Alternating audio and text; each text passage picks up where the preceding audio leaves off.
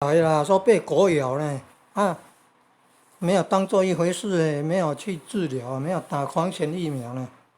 后来那个伤口伤口里面的病毒啊，可能是传到快要到脑部了，说到脑部就会有狂犬病发，就会死掉了，竟然会像狗那样叫呢。还有呢，那吞连喝个茶、喝个水都没有办法吞下去呢，就会像颤抖、颤抖。说那个狂犬病毒哦，传到脑部就会死掉了呢，真可怕呢。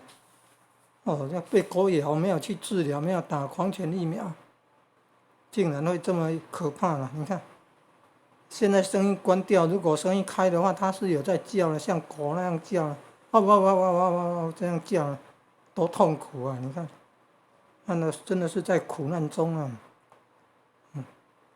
南无本师释迦牟尼佛，南无本师释迦牟尼佛，南无本师释迦牟尼佛，南无本师释迦牟尼佛。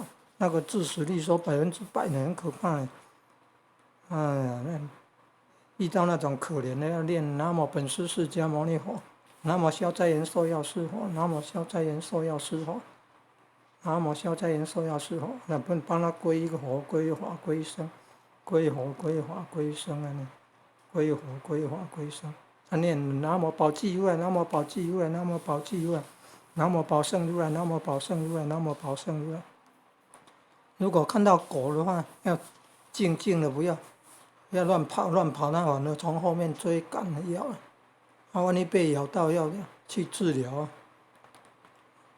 啊！那个狂犬疫苗呢？你看像这女孩子、年轻人呢，竟然会像狗那样叫啊，还会颤抖了。说那个病毒跑到脑部就致死率100%呢，很可怕的呀！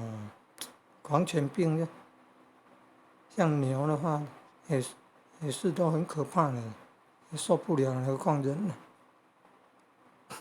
对着狗念南无地藏王菩萨，对着狗念南无地藏王菩萨，南无地藏王菩萨。